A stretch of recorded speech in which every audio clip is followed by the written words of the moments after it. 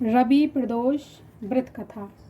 यदि रविवार के दिन प्रदोष हो तो शिवजी के साथ साथ सूर्य देव की भी पूजा करें। दिन भर निराहार रहकर सूर्य देव की पूजा करें। सूर्य का पूजन सूर्य डूबने के पहले ही कर लें। प्रदोष व्रत में नमक तेल आदि नहीं खाना चाहिए।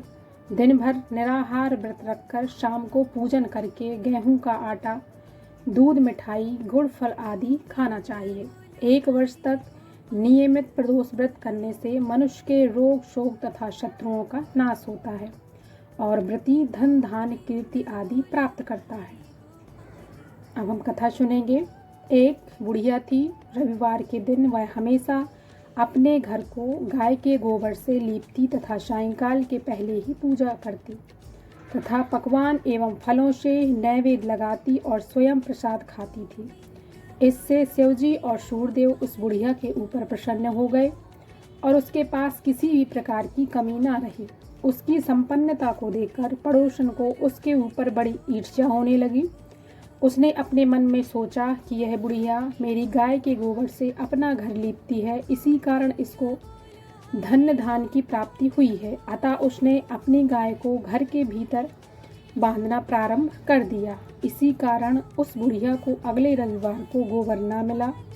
उसने अपना नियम भंग जानकर बहुत ही चिंता की और बिना कुछ भोजन पकाए खाए भूखी ही सो गई।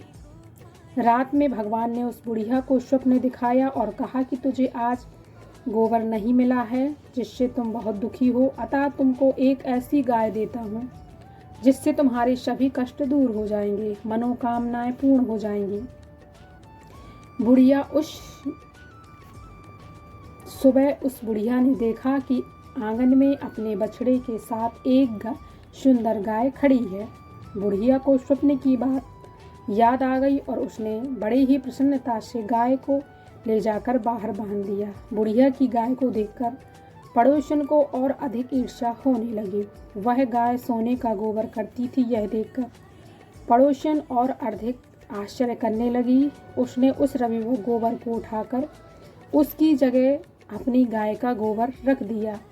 इस प्रकार पड़ोसन का यह नित्य का कार्य हो गया और बुढ़िया को यह पता नहीं था कि उसकी गाय सोने का गोबर देती है। तब भगवान ने सोचा कि इस प्रकार तो बुढ़िया को कुछ भी लाभ ना होगा। अतः एक दिन उन्होंने बड़े जोर से आंधी चलाई एवं जल वृष्टि की, जिससे उस बुढ़िया ने गाय को घर के भीतर बांधा और दूसरे दिन प्रातः वे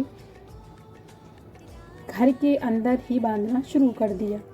तब तो पड़ोसन ने अपना लाभ ना देखकर राजा से शिकायत कर दी कि उस बुढ़िया के पास एक गाय है जो सोने का गोबर करती है, अतः आप उसे ले लें और प्रजा का पालन करें।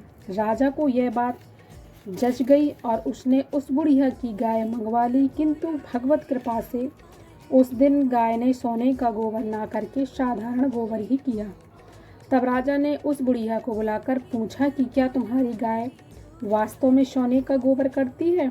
तब बुढ़िया ने कहा कि महाराज, मैं प्रत्येक रविवार को घर लीपती हूँ, भगवान का पूजन करती हूँ, उसी के प्रभाव से यह गाय मुझे प्राप्त हुई है और सोने का गोबर करती रही है।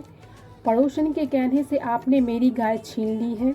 यदि आपके यहाँ सोने का गोबर नहीं करती है तो इसमें मेरा क्या दोष है? बुढ़िया की यह बात सुनकर राजा ने उसकी गाय वापस कर दी और क्षमा याचना की।